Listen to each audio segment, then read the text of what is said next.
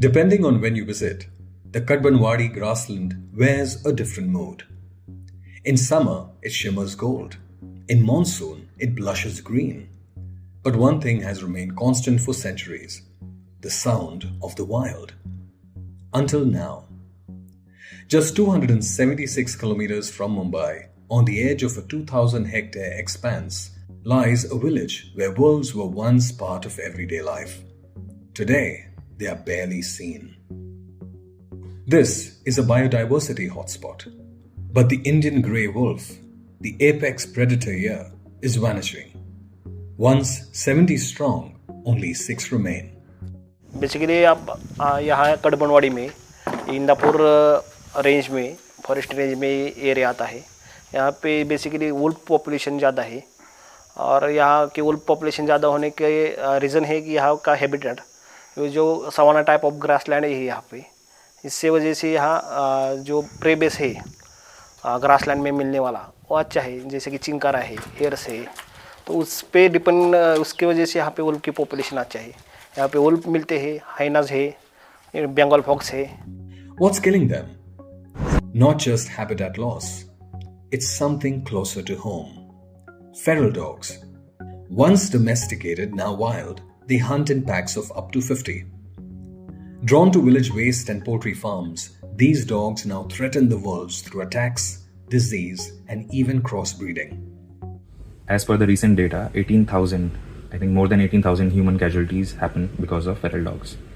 And if you compare these numbers to the Indian grey wolf, there are hardly any casualties in the last 5 years in Maharashtra, as per my knowledge. And so this brings us to another very important point, that we have to invest in serious unlearning, both in the conservationist domain about the grassland management and also among the civil society, and especially among the people who are so-called dog lovers. 2 wolves died of canine distemper in the very region. Just months later, the forest department spotted only 6 survivors. With the 2 recent wolf deaths due to canine distemper in January this year, we have to understand the seriousness of this issue. So the feral dogs, they not only compete with wolves for resources, but they also spread zoonotic diseases such as canine distemper back to the wildlife. 30 years ago, trees were planted here to protect the grassland. Now we know it doesn't need trees. It needs its wolves. So when it comes to wolf conservation, we must have a more than protected area approach. With the recent efforts from the state forest departments, conservation NGOs, and the researchers, the protected areas and reserve forests, they've become safe haven for the wolves. But realizing their extensive home ranges, we must also protect the areas falling outside these designated protected areas. And for that, we have to alert the locals, educate them about the ecological roles that wolves play in the ecosystem. A group of students is trying to tell the story. Their film, Coast of the Deccan Grasslands, is a call for awareness and for action.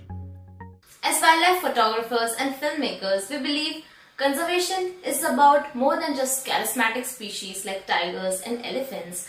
Our focus has always been on the lesser known overlooked species like the Indian wolf that plays crucial role in the ecosystem but never gets the spotlight.